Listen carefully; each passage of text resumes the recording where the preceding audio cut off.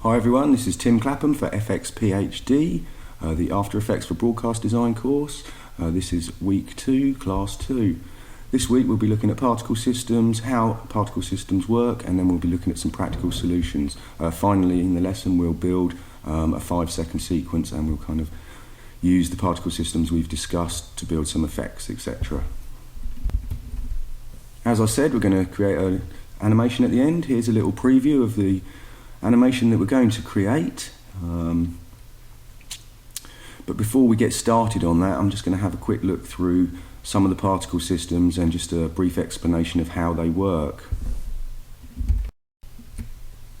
Okay, so what exactly is a particle system? I'm sure a lot of you already know, but I'm going to run through the basics quickly just for those of you that aren't actually familiar with it. So I'm just going to select this solid and add Simulation Particle Systems 2. Now this is part of the cycle effects that comes with After Effects, so all of you should have this.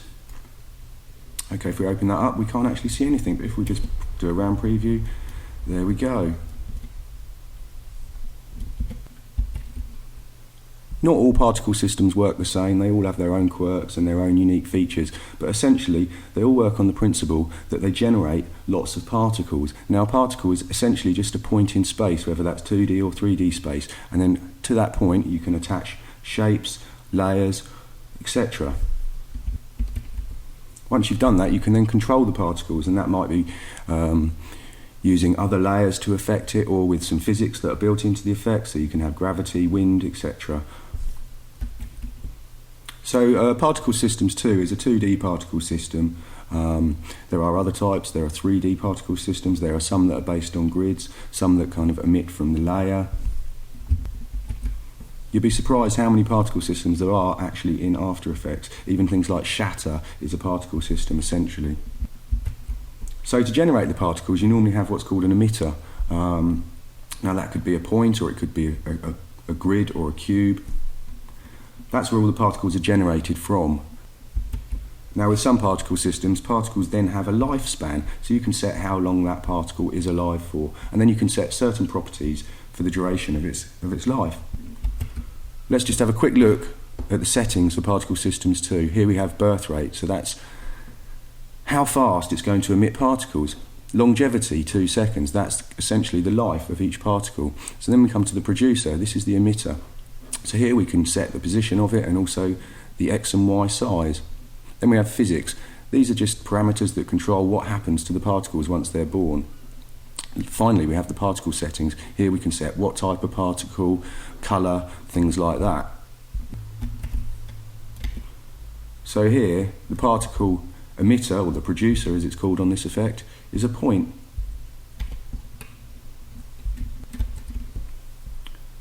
The physics animation type is explosive and the particle type is a line. I mean, it's all pretty clear and obvious. So let's just change a few of those to see what happens. Okay, so what I've done here is I've just adjusted the radius of the emitter, so it's 150 wide, switched off gravity, changed the particle type to bubble, and I've actually slowed the velocity of them down slightly. As you can see, it's a totally different effect.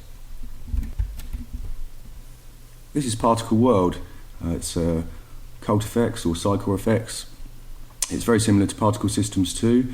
It's got a few extra features, most notably the fact that it's 3D. You can use it based on the comp camera, which is what I've done here.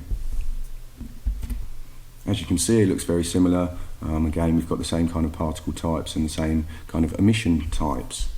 Let's just have a look at what other features it offers. One of the cool features is that you actually have a grid that you can use as a floor, so if you're actually comping particles into some live action you can use that to line it up with the floor. It's got some properties. Here we're just using the bounce property. It can also be kind of ice where it slides across it, or it can stick, or it can just ignore the floor. So that's quite a cool feature. Notice as well that in this particle system I've set up a custom particle. Now the thing with custom particles as well is that you can actually animate them, so you can create things like flocks of birds flying, shoals of fish, things like that. Here's a kind of rather poor example of the classic sort of fairy dust thing that we all know and love, which is probably one of the most overused particle techniques in Hollywood. But yeah, it looks pretty and it's cool and we love it. This is another particle system that comes with After Effects. You can find it under Effects Simulation Foam. primarily designed for kind of creating bubbles and things like that, but it also has lots of other uses. It's got a few unique parameters, such as wobble amount, repulsion, viscosity, and stickiness. Again, you can see it works similar to the other. There's a particle point. Up here we can set the size of the emitter point, and we can also animate it moving around. With this particle system, you can use some of the preset bubbles, or you can also use custom particles. I'm just going to set it to a custom particle for now. There we go.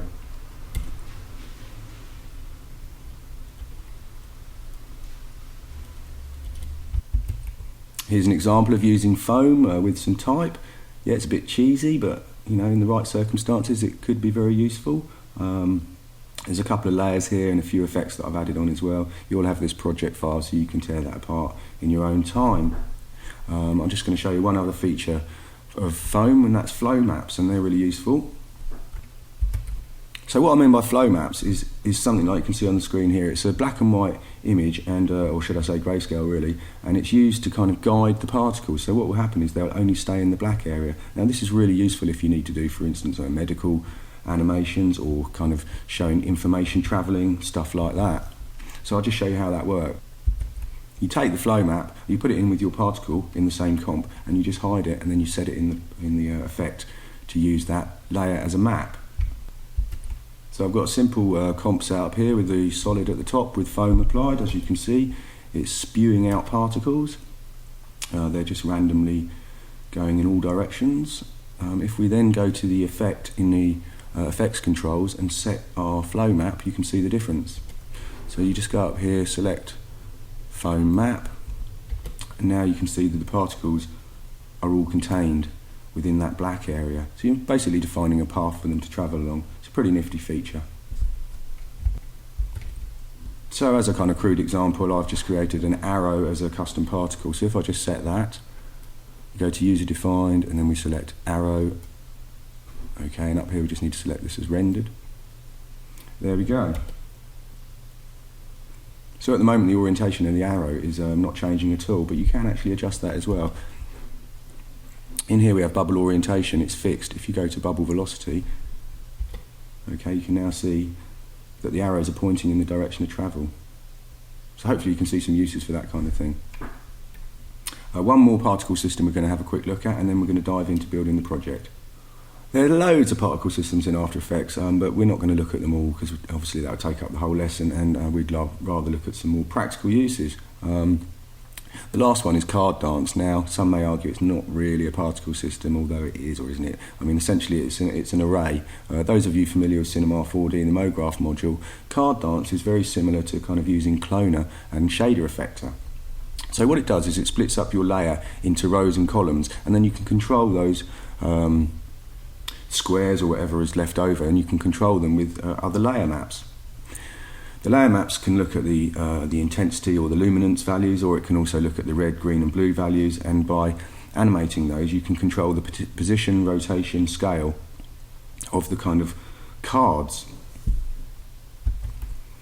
So how does it work? The way it works is you specify the number of rows and columns. You can also specify a back layer, so if the cards flip round you can have a different image on the other side. And then we have these two gradient layer pop-up lists. This is where we can choose the layer that we want to affect the cards. Down here we have all the parameters that can be affected. Okay, so at the moment the X scale and the Y scale is set to intensity 1. The intensity 1 means gradient layer 1, and it's going to use the intensity or luminance from that layer. In the comp I've got a layer called map grey. If we switch that on you can see it's just plain grey. That's actually 50% grey, I think. Let's have a look. I'll just pull up my info. Alright, it's 166, so it's going towards white, which is great, that's what we want. So if we just select our card dance layer, and then we select gradient layer 1 map, you can immediately see the effect it has. It's scaled all the cards down slightly.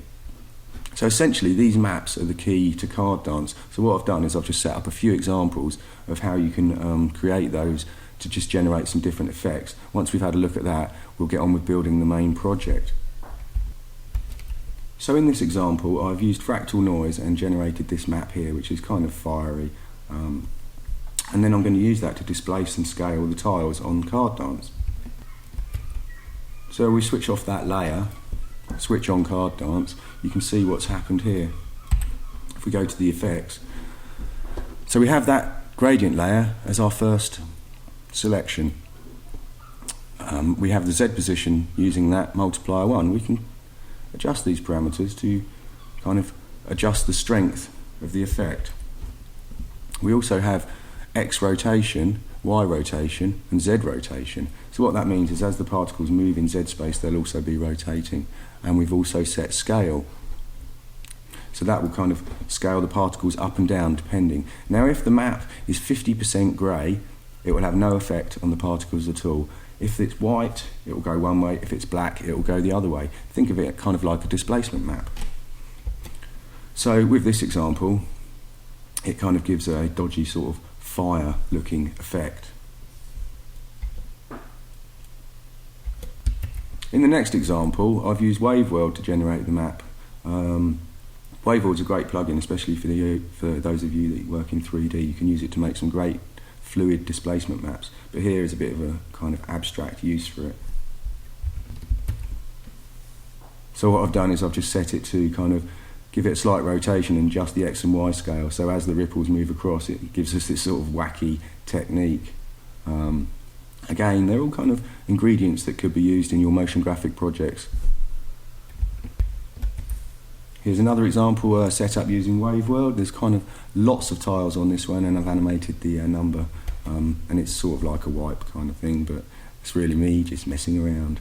But you know, it's a pretty cool technique. You notice that also it's working with the comp camera perfectly well. It really is displacing those tiles in Z space, so it's not just an illusion. Great stuff. I'll just show you another couple of examples and then we're done. For this map, what I've done is used fractal noise set to block. Notice that it starts at 50% grey, so it won't be affecting the tiles in card dance at all. I'll just give you a round preview of the map first of all. So I've kind of animated the position of the fractal noise and the size of it. Okay, so let's see what that does to our card dance layer. Here we go, I'll just round preview that for you. Okay, you can see it kind of breaks up and dissolves. It's like a transition almost. Well, hopefully these examples I've shown you will kind of give you some impetus to open up those plugins and mess around with them a bit yourself. Now what we're going to do is we'll move on to building the final animation. So for this project we've been approached by a broadcast company. They're producing a kind of youth TV program. It's going to have different sections in it for films that are on, music, that kind of thing. Now what they want is some little 5-second stings just to sort of be the titles for each of these sections. So we're going to go through making one of those. The client has sent us some artwork. We haven't got any storyboards this time. We know that each one's going to be 5-second duration and one of the sections is films. This is what they've sent us. Okay, it's not quite as bad as the storyboard. It's a bit plain and simple. The instructions we've got with it is that they kind of want it like this, but the film to look more prestigious and also to be in 3D space with some spotlights, etc. around. So let's go about building this. One thing they did say is that the names of the sections may well change, so we need to bear that in mind when we're building the project. So this is what it looks like in Illustrator. If we jump to After Effects, we'll have a look at what it's going to look like once the project's completed. There we go. Now that looks a bit better. So how do we go about building this? The first thing we need to do really is to set the type. We need to build that in a way so that if the type changes, we can easily adapt that and put it into our project later. We don't really want to be having to redo it all. As you can see, the word is made up of lots of little stars, and there's also little red discs behind each star as well. So first of all, we'll make the title and then we'll bring it into the scene and set up the 3D. Here's the text set up in Illustrator. I've done it like that so that we can import that and create comp in After Effects. If we need to change the copy, we can change it in the Illustrator file, and that will kind of ripple through our After Effects project and hopefully won't make the changes too painful. So what I've done is I've imported that into After Effects and put it in a comp on its own. You notice that the film text is 50% grey. That means that if we use it with card dance, it's not actually going to affect the tiles at all, which is what we want to start with. As I say, I've set that up in a comp. That's just the Illustrator file, but the comp looks pretty much exactly the same as well. So now what I'm going to do is go about making a grid of dots and a grid of stars so we can use that, and then we'll cut the word film out of it. First of all, I'm just going to click up here and create a new comp. I'm going to call this film transition. It's going to be PAL, widescreen, and I'm going to set it to 10 seconds, even though the overall animation is only going to be 5. That's fine.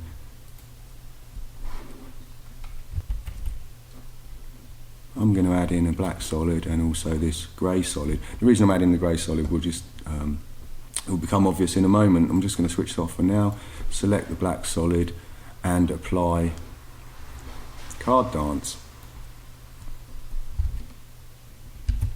Actually, thinking about it, it'd probably be better to put that on the grey solid, so I'll just swap that over.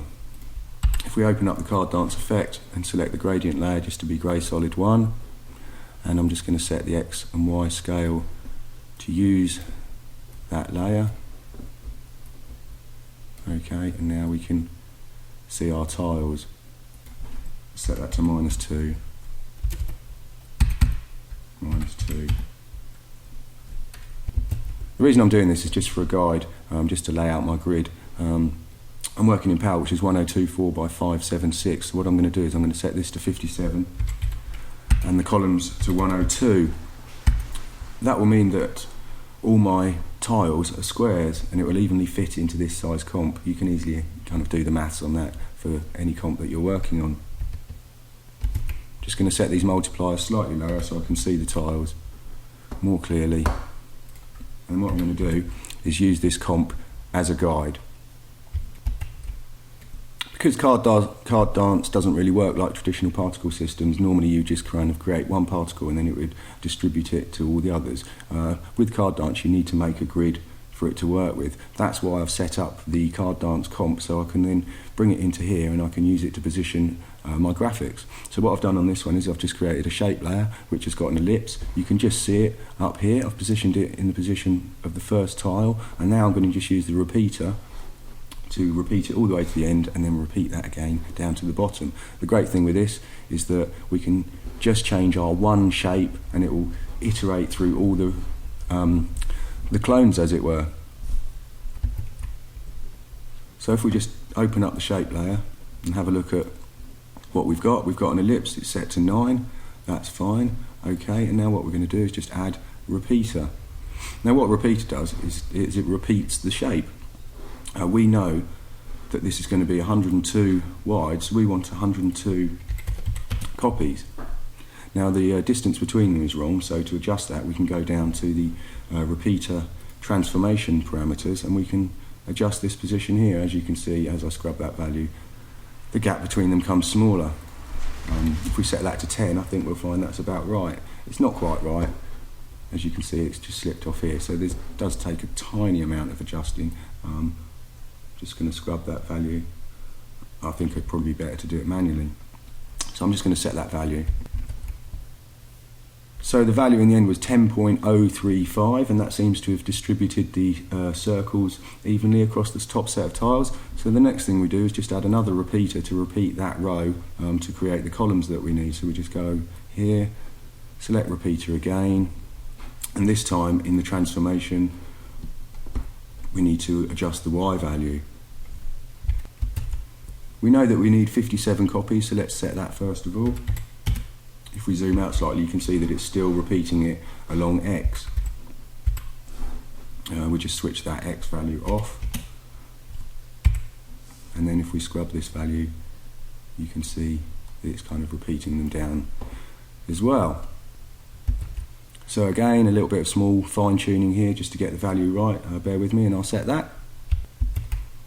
So the value for that is 10.1, which is great. So now we've got our grid of circles. We also need a grid of stars to make up the word. The easiest way to do that is just to dupe the comp and then we can just change the shape. We don't need to change anything else. The repeaters will do their job fine on the new shape. The other thing I'm going to do is just delete the card dance comp out of here because that was there purely for setting it up. Here I've basically duped the dots comp and swapped it for a star. That's all we need to do.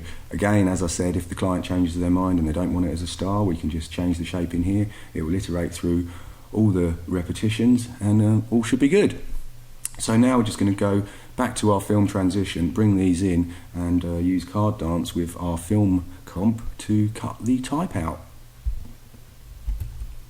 This is our film transition comp. At the moment the grey solid's the solid with card dance, so if I'm just going to alt drag my stars comp to swap it over, press E for effect and open the card dance, and I'm just going to switch these values to none for now, so that none of the maps actually affect them. This grey solid isn't going to be used, so I'm just going to delete that out of here, and I'm now going to drag in my film text first of all. There it is, okay, and I'm also just going to hide that because we don't need to see it. If we open up the card dance effect and select our gradient layer to be the film text, just going to reset these multipliers to 1, which is the default value, and now I'm going to select intensity 1, which will use the intensity from the film text layer for the X and Y scale. There you go, you can see it's cut the letters out perfectly. So what do we do next? I'm going to wipe this on using another gradient layer. Now the way I'm going to do that is I'm going to kind of set the back layer so that it is set to none. At the moment, if we flip all these cards over, it will look exactly the same. Let's first of all just make the transition map. What I'm going to do is I'm going to use radio waves for that. So I've already set up a project. Let's just have a quick look at what radio waves is. Again, it's another kind of particle system. Open that up. Okay, so basically what radio waves does is it produces rings like this. Now they can be stars as well, or they can be based on the contours of an image, or they can also be based on a mask. You can set the expansion, the frequency, things like that. They also have kind of parameters like most particle systems, life. Let's just have a quick look at the radio waves effect. So you can see it's set to wave type polygon. This is where you can choose image contours or mask. And basically I've just put a box blur on it as well. So a quick preview of that and you can see what happens. So as we know, grey values won't affect the cards at all, but the black value will flip it all the way around, or it will scale it up. So if we put that into card dance, you can kind of visualise the effect that would happen. What I'm going to do is take this and then animate a mask in the middle of it, so we can use it as a transition to reveal the film text. In my radio waves transition comp, you can see it starts at black, which means that the cards will be fully affected. What I'm going to do is flip them, so that means they'll be flipped all the way around. If I just scrub through, you can see the radio waves come on as grey, so that will then turn the cards around to their normal position. At this point here, I've added in a solid and just animated the mask, so we end up at 50% grey, which should leave all our cards the right way round. So we need to go to our card dance comp, drag this in and then set the correct parameters. Back in the film transition comp, I've dragged in the radio waves transition comp that we were just making. So in the card dance effect, we can select that as one of our gradient layers. And if we go to X rotation, and we can select intensity 2, that's because this is gradient layer 2. Okay, we can't see any change at the moment. That's because where we are on the timeline. If we just scrub back, okay, there you go. You can see the kind of circles working. The multiplier is set to 90, which is kind of the number of degrees. So if we're in a 3D comp, we'd probably see those. That needs to be set to 180 so that they're flipped all the way around. As soon as we do that, we can see the back. So to get rid of that, we just switch this back layer parameter to none. Okay, so let's just RAM preview that and see what it looks like. And that seems to be working as expected. The great thing about this method is if the client wishes to change the transition, we can just bring in another map and it will look different. So the way of creating kind of lots of variations is pretty easy. Now we've got dots as well as stars, and what I'm going to do is I'm going to duplicate the stars comp, select the lower one, come back to my project and just swap it with the dots comp. If we just solo that, we can now see that we've got film made out of dots. They're both using the same transition at the moment. So to get around that and to create something a little bit more special, I'm just going to duplicate this. I'm going to call this one O1 and O2. Switch solo off. At the moment they're kind of transitioning on together. If we switch to dots and pick up card dance, we can then just select transition O2, and if we move this along, you'll notice that it will offset the effect. So let's see what that looks like.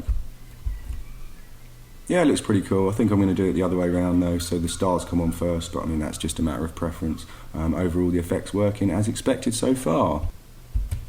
I've changed the bottom to map layers, so transition 1 is the one that starts slightly later. I think that's preferable because then the kind of stars are the last part to wipe on with the word film. Okay, so we've got that far. Now what we're going to do is we're going to kind of set up a sort of a fake reflection for it. So when we bring it into our 3D scene, it looks as if it's reflecting in the floor.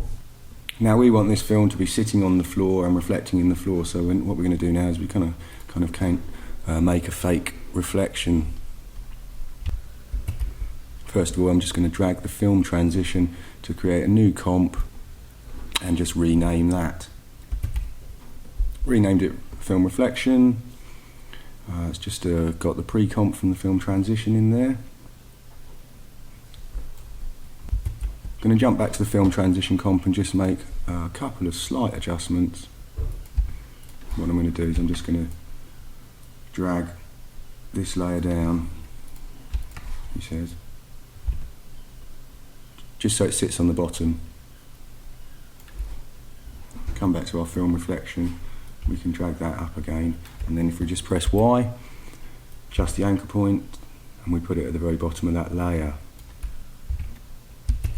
Next thing to do, duplicate this, select the bottom comp, open up scale, and set Y to -100. Okay, that's pretty good. I'm just going to nudge it down a couple. So there's our sort of reflection so far. It doesn't look very convincing, does it? What we need to do is perhaps blur it a little bit and add some fall off.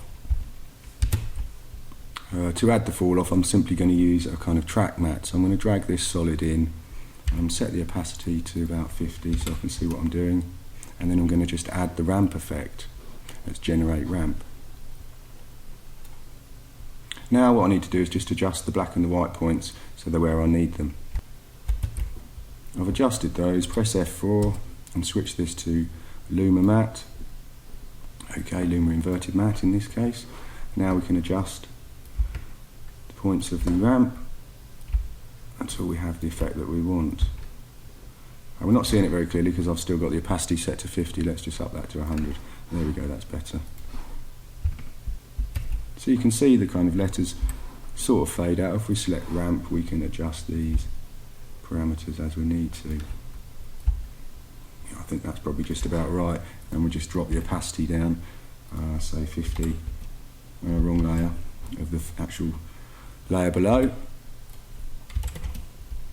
Okay, it's starting to look a little bit more convincing. The next thing to do is to add some blur to that. Now in reality what would normally happen is the blur would kind of disperse more the further away from the surface the point being reflected is. So kind of like if you put your finger on a table, where the tip is, it will be very sharp, but by the time you've reached the knuckle, it's going to be pretty blurry. So what we can do is we can use the same gradient that we used for the track matte, and we can add a compound blur, and we'll use that. The only thing that we must bear in mind is that obviously compound blur is a compound effect, so we're going to need to pre-compose our ramp. So I'm just going to select that first of all, Shift Apple C, create a new comp, film gradient. Move all attributes into the new comp. There we go, it still works fine. We can switch it on, see that it's all good. If we select our film transition layer, effect, blur and sharpen, compound blur, and we select film gradient as our blur layer, and reduce the amount of blur down to say 5. I think it needs to go even less than that. So I've set that to 1. I can see that it's blurring more here than it is here. I've got a funny feeling that I just need to invert the blur. There we go. Let's set that a little bit higher, 2.5. That's looking pretty good. I think the opacity of this bottom layer is still a little bit high. I'm going to just set that to 35. I'm also going to increase the blur a tiny bit more. Lastly, I'm just going to select these two layers and just parent them to the film transition. I'm not likely to move it, but now if I do move it, it all moves together. Cool, well that's a good point to save. I'm just going to increment and save, and then we'll move on bringing that into a 3D comp. Let's click on film title, Command N, new comp, asterisk, film, main, power widescreen, 5 seconds. Drag the film reflection comp into here. Let's move up a bit so we can see it. F4, make that a 3D layer. Now I'm just going to add in a camera. We'll just use these settings for now. Let's go for kind of 28mm. Okay. The camera move on this is going to be quite simple, but rather than animate the camera, what I'm going to do is I'm going to add in a couple of knobs and parent the camera to that so that I can kind of adjust it all in an easier way. So first of all, new null. Okay, and I'm just going to call this cam pitch. Duplicate that. Cam heading. And duplicate that and call it cam controller.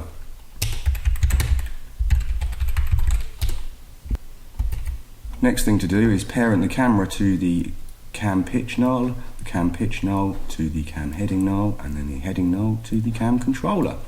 Select the cam controller. Add some effects to this. We're going to use expression controls here.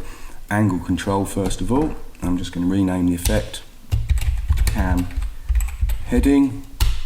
Duplicate that. Cam pitch. And finally slider control, and we'll call this cam Z depth. The reason I've done that is just so that we can animate the camera just from this one layer. We'll have all our keys on one layer. Just makes things a little bit easier to work in the timeline. We can effectively shy the other layers and hide them. Before we do that, we're just going to have to set up the expressions. The expressions are pretty easy to set up, and we're just going to use the pick whip. So we open our rotation properties for these layers. You notice that I just need to switch them to 3D first of all. If we adjust the X rotation, you can see that because the camera's parented, it's affecting the pitch. So we just need to link this value to the effect on the cam controller. Select the cam controller, press E to open the effects.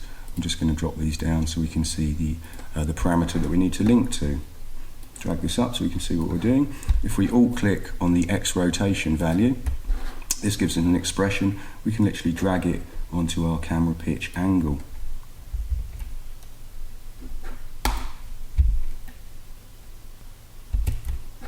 Now if we drag the effect, it's all working. So I'm just going to do the same for the heading. Open up rotation. This will be the Y rotation. As you can see, that's adjusting the heading of the camera. So again, alt click here, drag it to camera heading angle.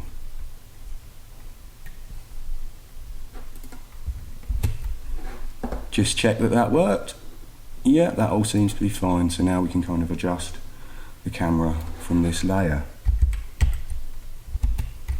The last expression to set up is the camera Z depth, so we can just fold these up, select the camera, hit P to bring up our position, alt click here and drag it to our Z depth slider.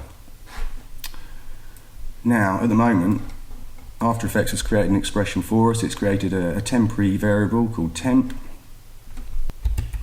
It's then applied this value to the 3 position values. That's not exactly what we want. We only want to apply it to the last value. So the way to do that is just to put the word value in here for these 2 parameters, and then they'll take the value from here, whereas the last one will use this variable, which is coming from cam Z depth slider up here. So first of all, I'm just going to change the variable to Z, kind of makes more sense, and then we put the Z in here. And for these other 2 parameters, we just put in value. Square brackets O, because it's the first part of the array, comma, value 1, And now if we click off of here, as we scrub this value here, you can see it's only affecting the Z. So if we set that to say -1000 for now, we can fold this up, drag the comp down so we can see what's going on. If we select these 3 layers, hit shy, and we can shy them. We can do it all from our cam controller now. Now we can position the camera pretty easily using these sliders, so I'm just going to kind of roughly position it where I want. It's sort of something like this, and then we use the actual cam controller to, not like that. Now we can position the camera where we want it, which is kind of something around here. Maybe just zoom the camera out slightly more. Okay. It looks a bit lonely in there on its own, so let's go about adding in some other solids and effects to build a bit of an environment for it. First of all, let's add in a floor. So I'm just going to go new solid. I'm going to make this quite big, 2,500 by 2,500, and a very kind of dark red. Okay, switch that to 3D and just drag it down below. Hit R and let's just change its rotation to -90. Okay, now you can see that we have lost the reflection.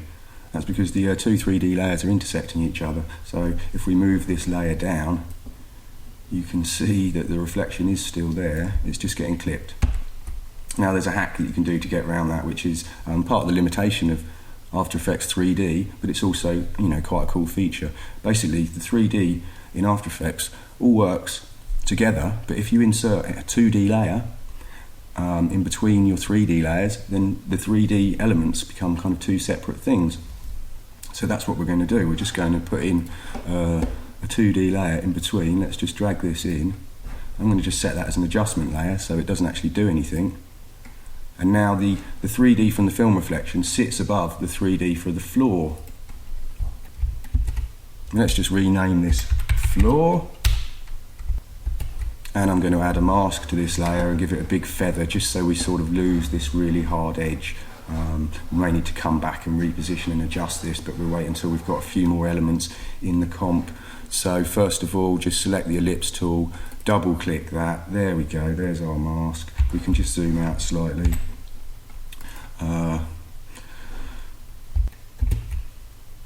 The transform box looks a bit odd, but we just shift control, scale that down slightly.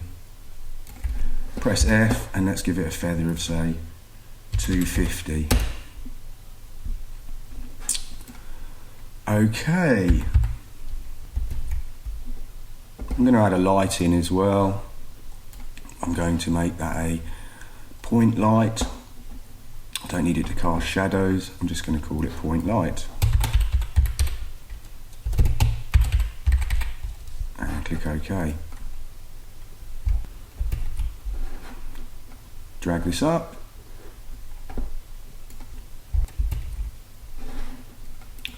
Press T for intensity. Let's just set that to say 120. Slightly brighter. If we select the floor, press AA, that brings up our material options. Let's just increase the specular slightly. About 75. Okay. Next thing to do, just add some background layers in. So I'm just going to bring in the black solid, put it to the back, and then I'm going to add a ramp effect to that. Solo it so I can see what's going on. I've added the ramp effect. As you can see, I've set the start colour to the dark red to black at the end of the ramp, and I've set it to a radial ramp. I've also adjusted the position of the start, which is here, and the end, which is slightly out here.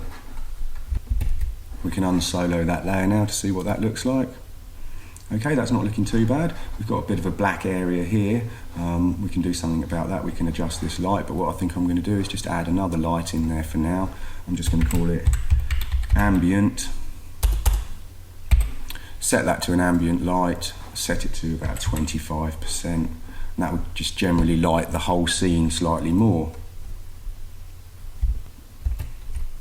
Now it'd be good to give the film title a bit of depth. Obviously in After Effects you can't actually have true 3D, but we can kind of fake that. The easiest way to do it is just to literally duplicate this layer and pull it back in 3D space. So that's what I'm going to do. I'm just going to dupe that, select the other layer, position, and if we just scrub the Z value, you can see that it moves back. So if we kind of set that to say 50, 50 might be a bit too much, let's set it to 25. Also, I'm going to adjust the opacity. And then what I'm going to do is I'm just going to do that several times, and it should give us a little bit of depth to the film text. So I've set that up, I've just duplicated it. So there's 4 layers, and you can see that the position changes by 25 units, and also the opacity decreases slightly. I mean, that's entirely up to you, how you set that up. I'm going to select these 3 and just parent them to the main film reflection. 2 reasons for that. Firstly, I can now click on here and move it around, and obviously all the layers move with it. The other reason is I can select this layer, select scale, and I can scrub the Z value. Sorry, that's scrubbing all of them. Scrub the Z value, there you go, and then you can increase or decrease the kind of extrusion. I'm going to leave it how it is for now, but it just makes it easier to change if we need to later. So we can fold these up and move on to the next part. I've made a graphic to put in the background. Let's just have a quick look at that. It's done in Illustrator, and it's a kind of skyline. If we zoom in, you can see it's just made of loads of small squares. So what I'm going to do is just bring that into the After Effects comp and position it behind the text that we have. So let's just drag it in. I want it behind the floor as well. I'm going to make that a 3D layer. I'm just going to adjust the position and scale. I've adjusted the position and the scale of these. I've set them to continuously rasterize, and then I've duplicated the layer and positioned it slightly behind, and also reduced the opacity of that. That all looks good. I'm just going to add the CC toner effect to the front layer because it's very black and yellow, and what I want to do is kind of give it a slight red tinge. So I'll select the shadows here. I'm just going to select a kind of really, really deep red for that. Okay, you see it kind of blends in a little bit more, and mid-tones. A sort of dark mustardy yellow. Okay. You can see over here that the 3D layer of the buildings is intersecting the floor. Now I want that to be 3D, so we kind of get some multiplaning when the camera moves, but I do want it to be behind the floor, so what I'm going to do is duplicate this black solid, which is set to adjustment, and I'm going to use it again to break the 3D system into 2. So if I just duplicate this and drag it between the floor and the skyline, you can see what happens. There we go.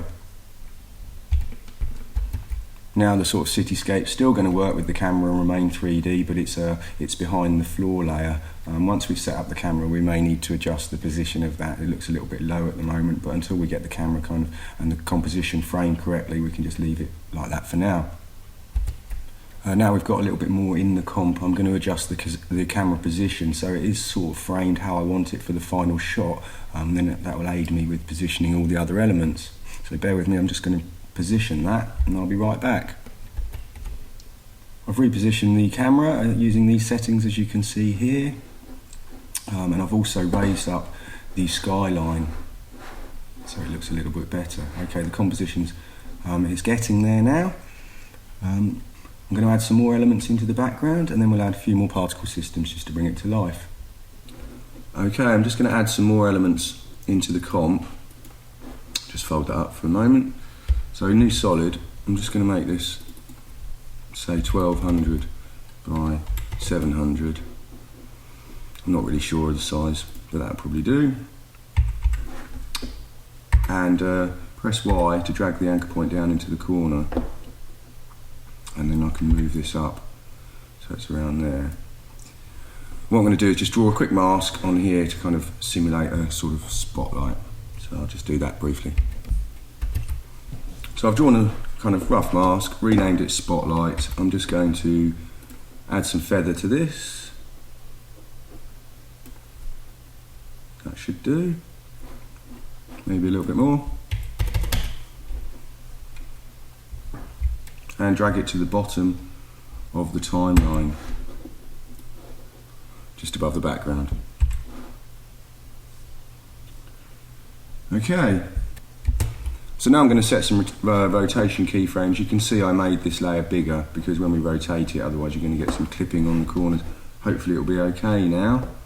So I'll just press R, and now I'm just going to set a key at the beginning and the end. So that animates like that, pretty basic stuff. Just going to reduce the opacity to that, to about 20. Okay, that looks about right. And the next thing I'm going to do, just duplicate that layer, and once I've done that, I'm just going to flip the scale. So I've set the X scale of the dupe solid to -100, so now you can see we've got two solids. Obviously the new one is going to need moving over here, and I think I'm going to need to adjust the rotation keyframes. And then it should look like this, which looks just fine. Okay, so we can unsolo those, and I'm going to add in a kind of starry sky for the background now.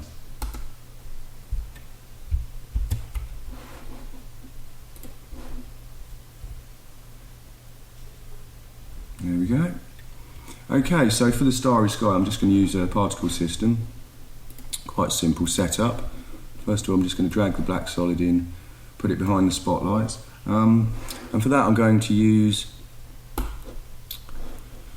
if you go Simulation Particle Systems 2, it's a pretty basic 2D particle system, but it'll be fine for what we want. If I just rename this Starry Sky and solo this layer, we can see what's going on. Okay, you can see at the moment it's not exactly looking like a starry sky. So what I'm going to do is I'm just going to adjust a few parameters so that we get the result we want.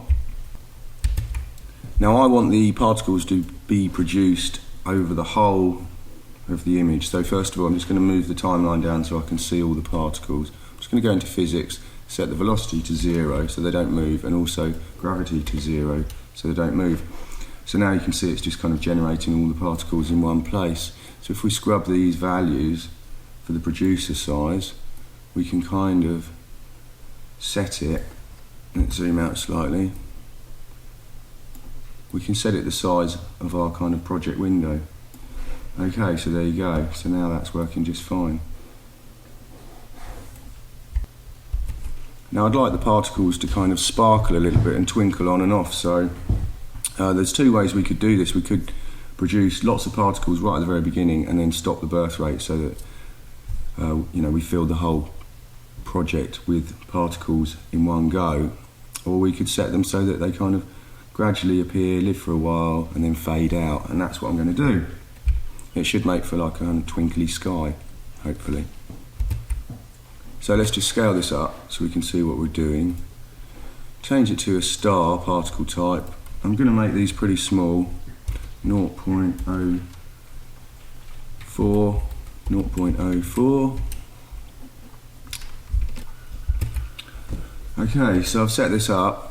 It's pretty basic, but it's fine for a background element. Notice I've set the birth rate to 0.5, so it's emitting particles quite slowly. They live for 2 seconds. The opacity map I've set to fade in and out, and the maximum opacity to 50. So although we don't have a massive amount of control over that, I mean that'll be fine for this. So the last thing I'm going to do is I'm just going to set the colour to be less saturated and to be kind of similar. Slightly warmer towards the depth, so they do kind of change colour a tiny bit, but not as drastic as yellow to red.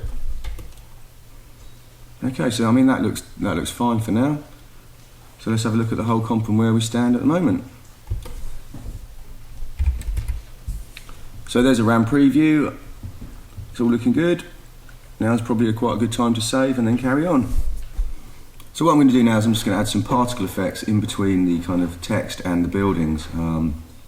The buildings are a bit of a hog for scrubbing because they're quite large scaled up Illustrator files. So I'm just going to switch those off for the moment. Then I can kind of scrub through a lot easier. Now what I want to do is set the particles so they kind of emit at the point where the word sort of wipes on, so it's around here. And the particle system I'm going to use is going to be particle world, and that's a 3D particle system, and that's why, so it will match with the camera.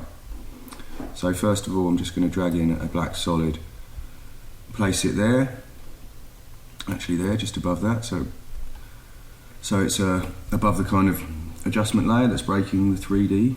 I'm just going to call this particle world dust. Effects simulation particle world. Okay, and there it's all going on. Actually, I want the particle system above the floor. Okay, there it is. If we go to our cam controller, we can kind of adjust the heading. We can move around and we can see whereabouts the particles are positioned. So we want them behind. We also need to bring up the floor so it's kind of level with the bottom of our text. So go back to particle world. In here we can adjust the height of the floor and we can adjust the position of the producer. So first of all, I'm just going to set those. I've raised the floor up to 0, so that's in the right place.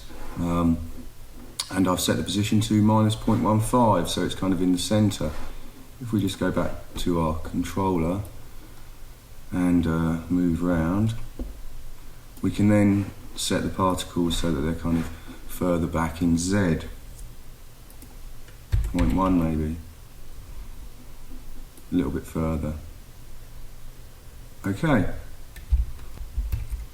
So for this first particle system, I'm going to set this up so it kind of looks a bit like some dust or something like that. And then in amongst that, I'll put a few sparkles and things. So let's do the dust one first of all. So we select particle world. I'm just going to go through and adjust the parameters, and then I'll show you what I've done. So I've changed a few settings, as you can see. I've just adjusted the radius of the producer and reduced the gravity down. At the moment it's kind of spewing out particles continually. Well, I only want that to happen at the point where the kind of last yellow wipe occurs, and it's just going to be a burst. So I'm just going to set some keys for that.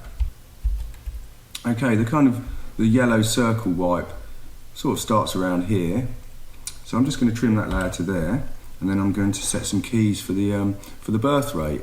First of all, I'm just going to set that to 0, add a key, jump forward 1 frame, and actually jump forward 5. So 1, 2, 3, 4, 5. Set that to 20,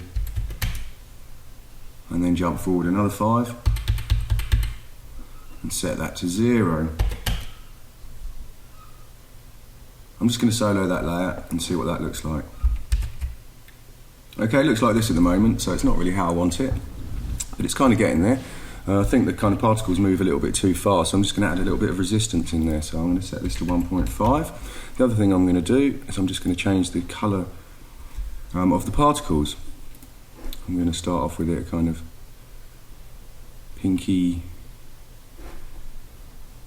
kind of colour, and then go to dark red, like so. I'm not sure about that pink actually. I think that needs to be more orangey brown, just so it blends in with the background. So now they don't spread quite as far. Okay, that's looking okay. Doesn't really look like dust at the moment, does it? Let's just switch off the grid so that we can't see that. So it's just the particle system, and I'm going to add a box blur. I'm going to set this to 10 with 2 iterations. Okay, and now you can see it's sort of kind of resembling a dusty sort of explosion. Once we drop the opacity of that back and put it into the comp, that will fit in quite nicely.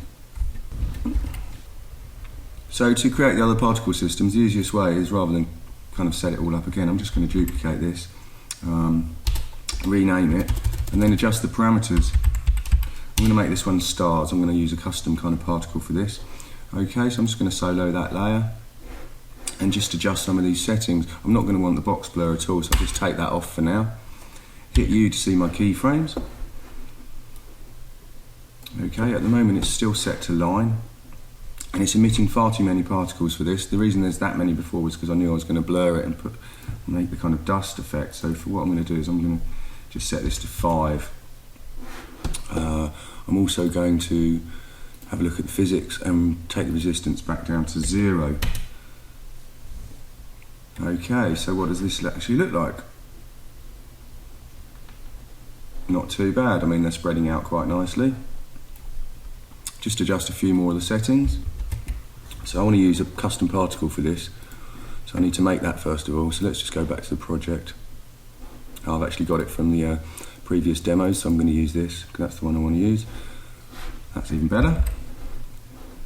So you drag this particle comp. It could be animating in here as well, by the way, but it's not for this. And we can hide that. Go back to particle world, and then in our particle type we can select textured quad polygon, and then we fold down texture and we can select star particle. Okay, so now that's working. Great stuff. Just drag this down so we can see our comp window a bit clearer.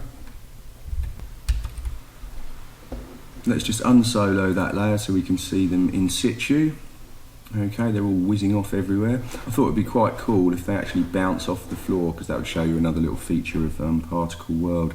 Before I do that, I'm just going to go through these settings and see if we need to change anything. I think that maybe we could drag the X point of the emitter back this way, just so it's slightly more central, and also take it further back into the distance. So I'm going to just set this to kind of 0.3, so they kind of jump back, so they're definitely behind. I'm going to increase the radius of the emitter, say 0.6, 0.2 on Y, just so it's slightly bigger. Speed them up slightly, and increase the gravity.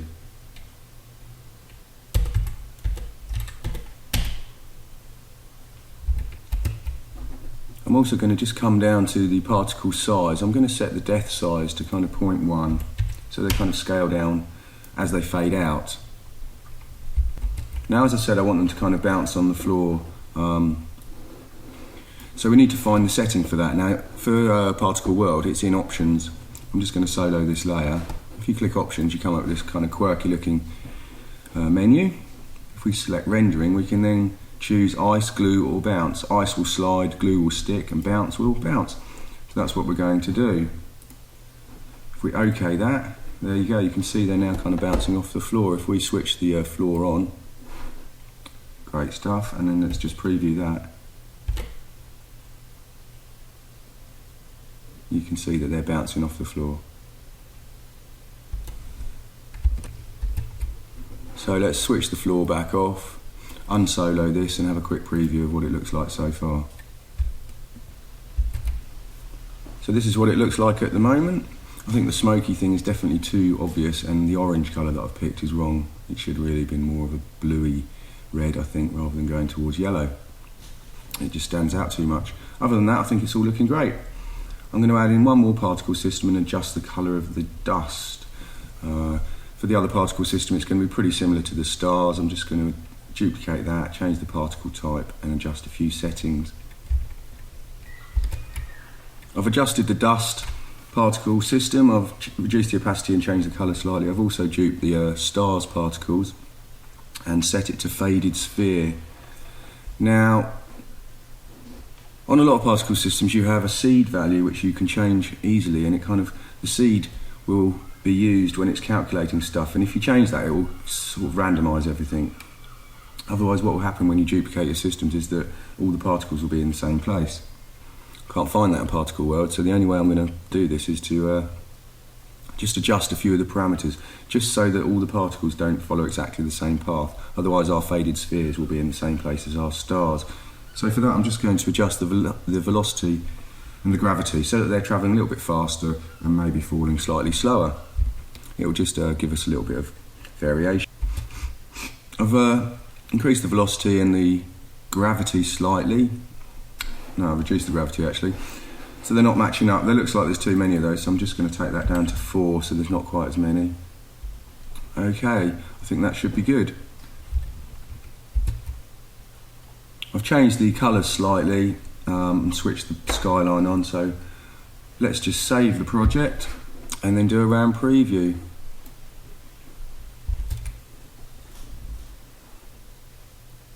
There we go, all seems to be working okay. So the last thing we need to do for this project is just set up the camera move. I'm going to make the camera move quite simple. Let's just click Cam Controller. Press P for position and Shift E to open up our expression effects. Just going to fold these down so we can see the values and jump to the end of the timeline. I'm going to frame it at the end first of all because that's the kind of easier to do because we can't actually see the word at the very beginning. I'll frame the end shot, the heading at -35, pitch at 3, Z depth 1000, and there's the position values. I'm just going to select these keys, press F9 so it eases into that. Jump back to 1 second. Now I want to really start the camera move from the beginning, but as I said, you can't see the word film at the beginning, so we can kind of set it up here and then just drag our keys back. Okay, I probably want that to be about -10. Yeah, I mean that's quite a big difference. That's okay. Pitch -10, so we're kind of up above it a little bit more, and let's move in a little bit closer as well. -750. Maybe a bit too close, not sure. And then we'll probably just drag this X value across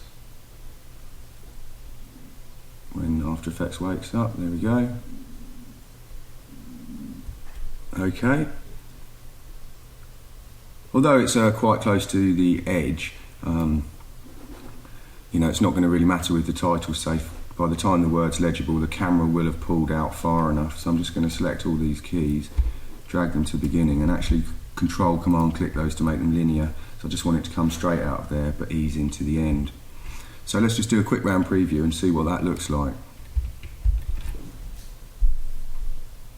So there's the round preview. It's not looking too bad at all. We could keep going, you could add some glows and some sparkles and things like that. Unfortunately we don't have enough time in these lessons.